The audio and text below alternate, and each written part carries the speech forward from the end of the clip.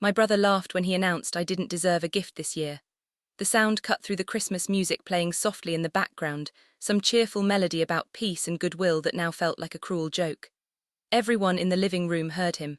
My parents, his wife, our cousins who'd driven 3 hours through snow to be here. My aunt and uncle who'd flown in from Seattle. He said it like a teacher explaining a lesson to a slow student, like I needed to understand why I hadn't earned my place at the table this year. His voice carried that familiar smugness, the tone he used when he believed he was imparting wisdom that the rest of us were too simple to grasp on our own. I watched faces freeze mid-conversation. My mother's hand stopped halfway to her wine glass, hovering in the air like time had paused. My father found something suddenly fascinating in the fireplace, studying the flames like they held answers to questions he didn't want to ask. The silence that followed felt heavier than any argument could have been. Nobody defended me. Nobody questioned him. Nobody even looked uncomfortable enough to change the subject. They just quietly accepted his declaration and moved on, passing plates and refilling drinks like nothing had shattered in the middle of our family gathering. That silence hurt worse than his words ever could. It told me exactly where I stood in this family, and the answer wasn't what I'd spent years pretending it was. That moment changed everything, though nobody else knew it yet. He'd always been like this, for as long as I could remember. Confident to the point of arrogance, smug in a way that made you feel small without him ever raising his voice or making obvious insults. He believed the family revolved around him, that he was the sun and the rest of us were planets orbiting at appropriate distances. And to be fair, most of them acted like it was true. They laughed at his jokes a beat too long, asked his opinion on things first, deferred to his judgment even when he clearly knew nothing about the subject. I'd learned my role early in life, the background helper, the one who showed up early to set up folding chairs and stayed late to wash dishes and pack up leftovers. The one who handled the boring tasks nobody else wanted, who made sure the practical details were covered while everyone else enjoyed themselves. When I didn't argue back at his Christmas announcement, when I just kept eating my dinner and nodded politely like he'd commented on the weather, he smirked. That satisfied little smile that said he'd won something important, proven a point that needed proving. He took my silence as defeat, as acknowledgement that he was right, and I was finally accepting reality. He had absolutely no idea that I was already done explaining myself to anyone in that room. Something had shifted in me the moment he spoke those words, something quiet and final and irreversible. I wasn't hurt anymore, I was decided. The trying was over. Our parents moved on like nothing had happened, like my brother hadn't just publicly declared me unworthy of basic inclusion in our family traditions. My mother asked someone to pass the mashed potatoes, her voice a bit too bright, working hard to restore the illusion of normalcy. My father mentioned something about the weather forecast for tomorrow, whether the roads would be safe for people driving home. The conversation rebuilt itself around the gap my brother had created, filling in the awkwardness with small talk and forced cheerfulness. His wife gave me a tight smile across the table, the kind that says please don't make this worse, please don't cause a scene, please just let it go like you always do. I smiled back and kept eating, even though my appetite had completely vanished and everything tasted like cardboard. Food was excellent, my mother had outdone herself, but I might as well have been chewing on packing material. Every bite was mechanical, just movement to avoid drawing more attention to myself. Inside, something was settling into place, cold and steady like ice forming on a lake. I could feel it hardening, spreading through my chest and into my limbs. I'd spent so many years trying to earn their approval, trying to prove I was worth including in the family narrative. I was done with that now. Completely, permanently done. What came next would be quieter, more permanent, and entirely on my terms. They just didn't know it yet. Later that night, after most people had moved to the den for coffee and dessert, after my mother had served her famous pecan pie and everyone had complimented it appropriately, I walked past the kitchen on my way to get my coat. I heard my brother's voice carrying through the doorway, loud and confident like always. He was talking to our cousin Mark, the one who always laughed at his jokes and backed up his stories. I stopped in the hallway, just out of sight behind the wall, and listened. He was joking about how I'd finally learned my place tonight, how it was about time someone said what everyone had been thinking for years, how maybe now I'd stop acting like I was important to the family operations. He made it sound like a victory, like he'd corrected some long-standing imbalance in the universe that had been bothering him for years. Mark laughed uncomfortably, not quite agreeing but not defending me either, just making noise to acknowledge he'd heard. I stood there in the dim hallway, my coat over my arm, memorizing every word my brother said. The exact tone he used when he said I'd learned my place. The satisfaction in his voice like he'd accomplished something meaningful. The casual cruelty wrapped in humor so it seemed less vicious than it was. I knew that sound would come back to him eventually. I didn't know exactly how yet, didn't have a plan, but I knew it would. Some things have a way of circling back. What my brother didn't know, what he'd been too self-absorbed to notice for months, was that his life had been quietly falling apart around him. The bills were stacking up in ways he couldn't joke away or ignore. His business, the one he bragged about at every family gathering, the one that was supposedly expanding and thriving, wasn't doing nearly as well as he pretended. The contracts he mentioned casually weren't materializing. The expansion he kept promising investors was stalled indefinitely. The big deals that were supposedly about to close kept falling through at the last minute. The one thing holding his entire financial structure together, keeping him from sliding into serious trouble, was something he believed was guaranteed. Something he'd never bothered to secure properly because he assumed it would always be there. He'd built his whole future on a foundation he thought was solid granite, never checking to see if it was actually sand, never asking who controlled it. Never wondering if someone might ask questions he couldn't answer. That assumption was his first mistake. Believing I'd never do anything about it, that I was too passive and eager to please, was his second. He'd confused kindness with weakness for so long that he couldn't tell the difference anymore. I'd been involved with it quietly for years, handling all the boring parts that nobody else wanted to deal with. The paperwork that needed signatures and witnesses, the conversations with lawyers and accountants that happened behind closed doors, away from family dinners and holiday parties, in offices that smelled like furniture polish and old books. The maintenance of relationships with people my brother found tedious or beneath his attention. The follow-up emails and phone calls that kept everything running smoothly. It had never been about control when I started. I just stepped in to help because someone needed to and nobody else would. My brother was too busy, my parents were too old, and nobody else was interested in the administrative details. I was reliable, organized, good with paperwork, so I became the default person for anything that required patience and attention to detail. Reliability looks invisible when everything runs smoothly. Nobody notices the person making sure the machinery works. It only becomes visible when it stops. My brother had spent years assuming these things happened automatically, like gravity or sunrise. He never asked who made them happen. He never thought to check if the person making them happen might eventually get tired of being taken for granted. That oversight was about to become very, very expensive for him. After Christmas, he started calling more often than usual. At first the calls were casual, just checking in like a concerned older brother who cared about my well-being. How was I doing? Had I recovered from the holidays? They could be stressful, he knew. Maybe we should grab lunch soon, catch up properly. I could hear him fishing. Trying to gauge my mood without directly addressing what had happened at dinner. He couldn't quite bring himself to apologize. That would require acknowledging he'd done something wrong, but he wanted to make sure I wasn't upset enough to cause problems. Then the questions started creeping in, subtle but increasingly pointed. Had I talked to anyone recently? Had I heard anything about any changes coming up? Was everything okay with the usual arrangements? The things we didn't normally discuss at family gatherings. I answered carefully, keeping my tone light and uninformative, giving him nothing concrete to work with. Yes, I'd talked to some people. It was routine stuff, nothing unusual. No, nothing specific to report. Everything seemed fine as far as I knew. My tone stayed pleasant, almost bored, like he was asking about the weather. He couldn't tell if I knew something or if I was just being vague. That uncertainty was intentional. I wanted him wondering, second-guessing, losing sleep over variables he couldn't control. It felt fair. At a family dinner in January, just a few weeks after Christmas, he tried again. We were at our parents' house, gathered around the same dining room table where he'd made his announcement. The decorations were down now, the tree gone, but the room still felt heavy with unresolved tension. This time he made another comment about me still not contributing much to the family, still coasting along on everyone else's work. A few people laughed nervously, unsure if he was joking or serious or somewhere in between. My mother looked uncomfortable but said nothing. My father studied his plate with intense concentration. I looked up from my food slowly, made eye contact and smiled back at him. Calm, genuine, almost amused. Like he'd said something mildly funny that didn't quite land the way he'd intended. I didn't defend myself. I didn't list everything I actually did.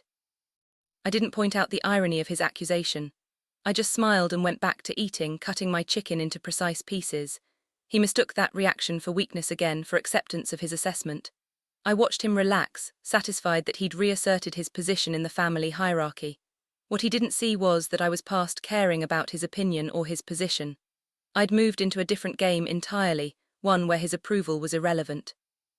He was still playing the old game, thinking he was winning. I'd already changed the rules and he didn't even know we were playing something new. The call came 2 weeks later, but it wasn't from him. It was from the bank, the one that handled the accounts and trusts he thought were automatic. A woman named Patricia who'd worked there for 15 years and knew all the family details. They needed confirmation on an upcoming change, something that required specific authorization from particular people. The kind my brother had assumed would go through without question, because it always had before. Everything had always been rubber-stamped, processed automatically, handled without fuss. I listened to Patricia explain the situation, my phone pressed tight against my ear, standing in my kitchen with my coffee getting cold on the counter. They were following protocol, making sure everything was in order before proceeding with the transition my brother was expecting. I confirmed nothing. I told them I needed time to review the documentation thoroughly, to make sure everything was handled properly and legally. Could they give me a few days, maybe a week? Of course they could. Patricia was understanding, professional, patient. She'd wait for my call. My hands shook while I was on the phone, adrenaline making my fingers tremble against the plastic. But my voice stayed steady, professional, calm. After I hung up, I sat in my car for 20 minutes just breathing slowly, making absolutely sure I meant what I was about to do. Making sure this wasn't just anger or hurt feelings. I did mean it. This was decided. That night he showed up at my door unannounced. I heard his car pull into my driveway around 8 in the evening, saw his headlights sweep across my living room wall. When I opened the door he was smiling, trying to play it casual like this was a normal brotherly visit. Just in the neighborhood, thought he'd stop by. We hadn't hung out in a while, had we? Too long. He came in and made small talk, complimenting my apartment even though he'd seen it a dozen times. Saying the furniture looked nice, asking where I'd gotten that lamp. Making conversation about nothing while working up to what he really wanted. Then he got serious, shifting his weight from foot to foot like he was uncomfortable. Had I heard anything strange recently? Anything unusual about the accounts or the usual business? I told him the truth, keeping my voice neutral. Yes, I had. The bank had called earlier today. His face changed immediately, the casual mask slipping like ice melting. The smile disappeared completely. His shoulders tightened, his jaw clenched. What did they say? What did they want? Why were they calling me? I explained calmly, factually, watching his expression shift from confusion to concern to something approaching panic. He tried to laugh it off at first, saying it was probably just routine administrative stuff. But his voice had an edge now, a tightness that betrayed his worry. He knew something was wrong but couldn't figure out exactly what. He reminded me of everything he'd done for me growing up. This was his go-to move when he needed something, rewriting history to put himself in the best light. The rides to school when Mom was working late. The time he lent me money for car repairs when I was broke. The advice he'd given me about jobs and relationships, guidance that had supposedly shaped my entire adult life. He was carefully highlighting every moment that made him look generous while erasing everything else. The times he'd taken credit for my work and ideas. The times he'd borrowed money and never paid it back, treating my resources like they were his. The years of casual put-downs disguised as brotherly honesty or tough love. All of that vanished from his version of our history. I let him talk until he ran out of breath, until he'd exhausted his entire argument and stood there looking at me expectantly. When I didn't immediately reassure him, when I didn't promise to fix whatever he thought was wrong, panic crept into his voice. That was new. I'd never heard him sound uncertain before, never seen him desperate or worried. He was always the confident one, the one with answers. Now he was asking questions he couldn't answer himself. He asked what I was planning to do. I told him I was still deciding, still reviewing everything carefully. The truth was I'd already decided, but watching him worry felt important somehow. He needed to understand what it was like to be powerless. The next family gathering felt completely different from any that had come before. It was my mother's birthday dinner in early February, the first time we'd all been together since that January dinner. People whispered in corners, glancing between us like they were watching something unfold that they didn't quite understand. My brother was quieter than usual, not dominating conversations the way he normally did. Not holding court or telling long stories that everyone had to listen to. He kept watching me across the room, studying my face like I'd transformed into someone he didn't recognize overnight. In a way I had. I wasn't performing anymore, wasn't trying to earn approval or avoid conflict or smooth over tension. I was just existing in my own space, taking up room I'd always been entitled to but never claimed. My mother asked if everything was okay between us, her voice carefully neutral but her eyes worried. I said yes, everything was fine. My brother nodded but didn't speak, didn't offer his own reassurance. The tension was obvious enough that even our father noticed, and he normally avoided emotional awareness like it might be contagious. He asked if we needed to talk about something. We both said no. Nobody knew exactly what had changed, but everyone could feel that something fundamental had shifted in the family dynamic. He finally asked me outright one night when he cornered me in my parents' driveway after dinner. Everyone else had gone inside for dessert, but he'd followed me out, claiming he needed something from his car. Was I involved in the decisions being made? Was I the one holding things up? Was I doing this on purpose? I looked at him directly, held his gaze, and told him yes. I'd always been involved. For years, quietly handling everything he'd been too busy or important to deal with himself. The paperwork, the phone calls, the maintenance of relationships with lawyers and accountants and bankers. All of it. The color drained from his face like someone had pulled a plug. For the first time, possibly ever. He realized that Christmas hadn't been the moment he'd won something. It was the moment he'd lost the last bit of leverage he didn't know he needed. All those years of me being helpful, being reliable, being the person who handled the boring details without complaining, he'd thought that was weakness. He'd thought it meant I was less important, less valuable to the family structure. Now he was understanding that boring details have power. That the person who controls the machinery controls everything built on top of it. His mouth opened like he wanted to argue, wanted to tell me I was wrong or overreacting, but nothing came out. He just stood there in the cold, breath fogging in the winter air, looking lost. He tried pressure next. The calls came daily, sometimes twice a day, always at inconvenient times. He'd call during my work hours, during dinner, early in the morning. He'd hint at consequences, at family disappointment, at how this would hurt our parents if they knew what I was doing. When that didn't work, he switched to guilt. He reminded me of family loyalty, of how we were supposed to support each other through difficult times. He sent long text messages late at night, explaining in detail why what I was doing was wrong and selfish. How I was putting my hurt feelings above the family's well-being. How I was being vindictive over nothing, over a stupid comment at Christmas that didn't even matter. Each tactic came straight from his usual playbook, the one he'd used successfully for years to get his way. Charm first, then pressure, then guilt, then veiled threats about consequences. It had always worked before because I'd always cared what he thought, always wanted to maintain peace, always been willing to be the one who compromised. But something fundamental had broken at Christmas, and these tactics just slid off me like water off glass. I listened to his voicemails without calling back. I read his texts without responding. Every silence from me was an answer he didn't want to hear. None of his weapons worked anymore, and he was running out of ammunition.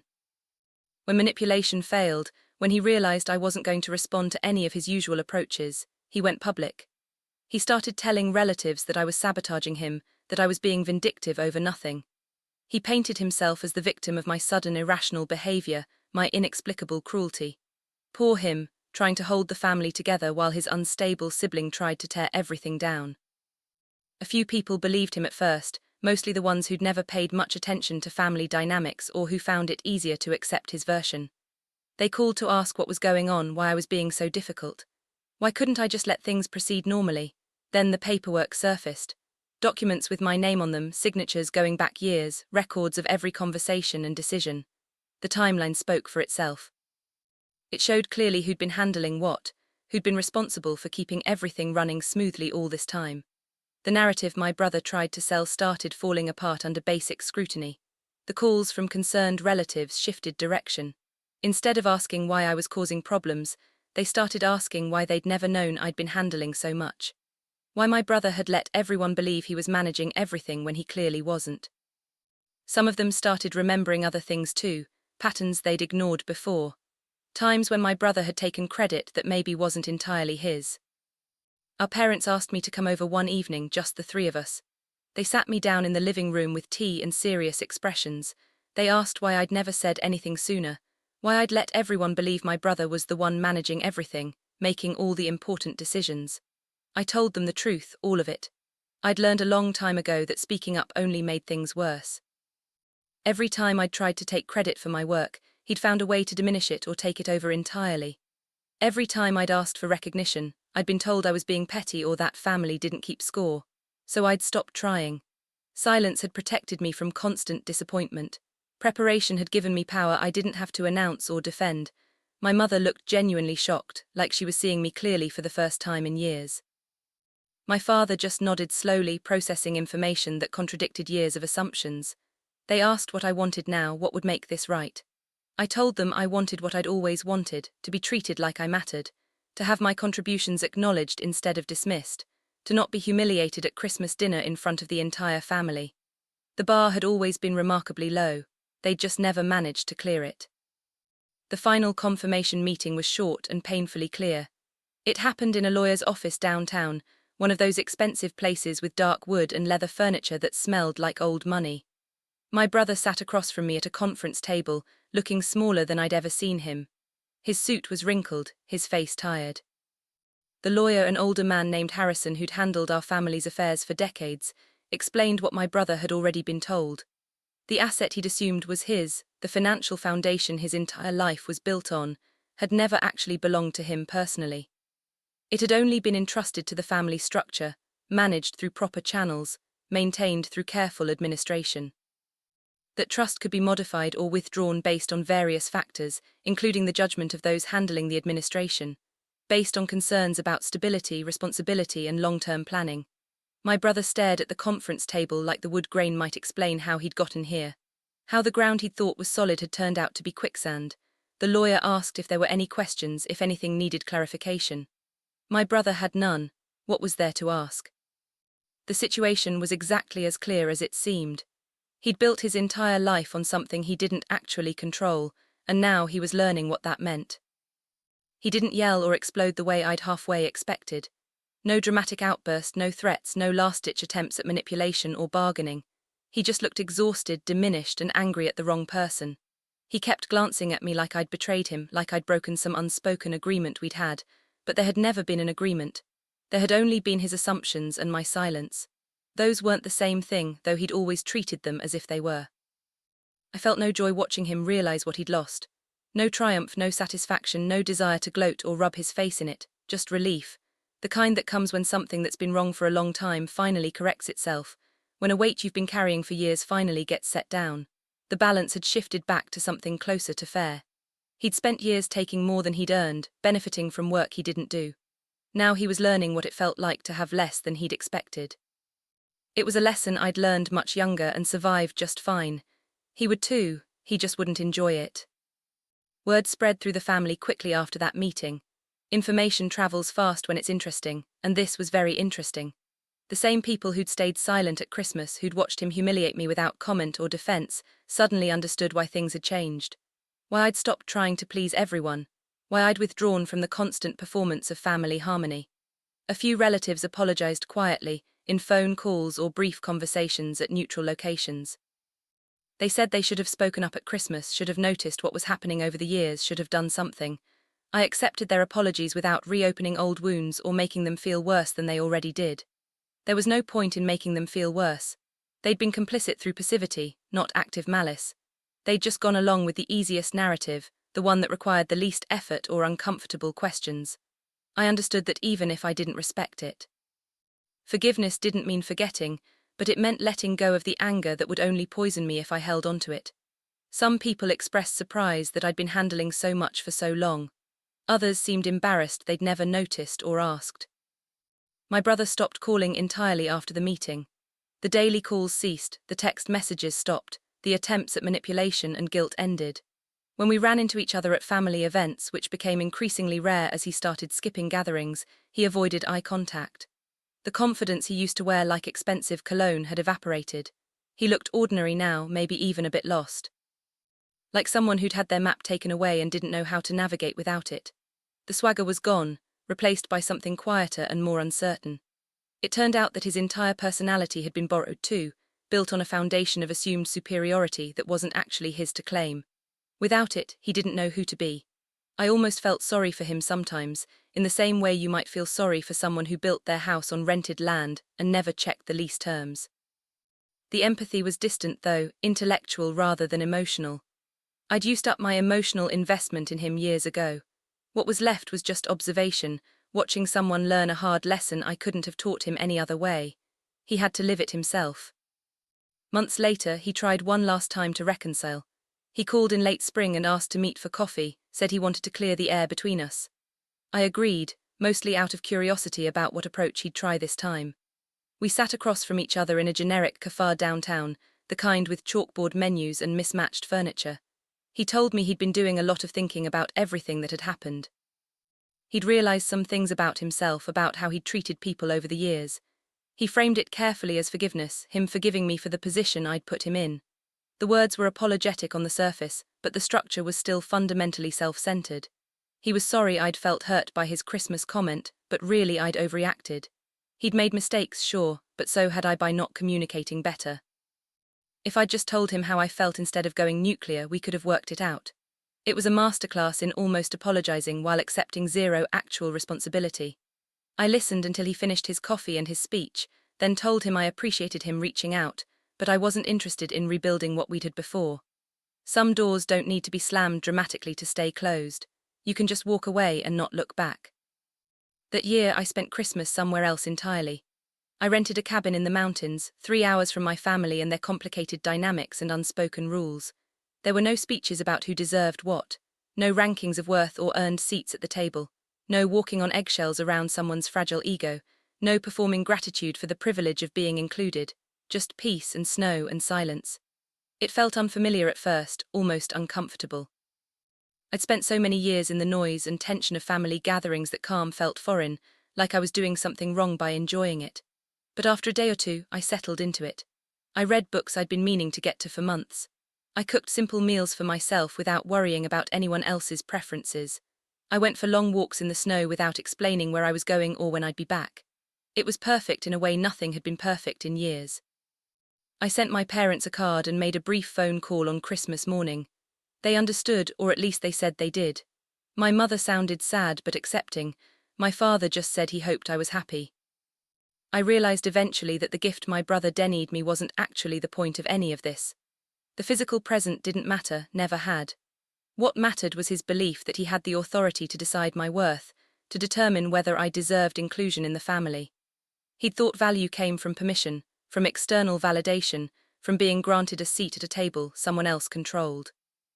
He'd spent his whole life thinking power came from being louder, more confident, more willing to take up space. I'd learned something completely different through all of this. Value comes from knowing your own boundaries and being willing to enforce them, even when it's uncomfortable. It comes from understanding what you actually control and being willing to use that control when necessary. It comes from walking away from situations that diminish you, even when walking away is hard and lonely, and means giving up things you've wanted for years. My brother had inadvertently taught me the most important lesson of my life, that I didn't need his approval or anyone else's to have worth.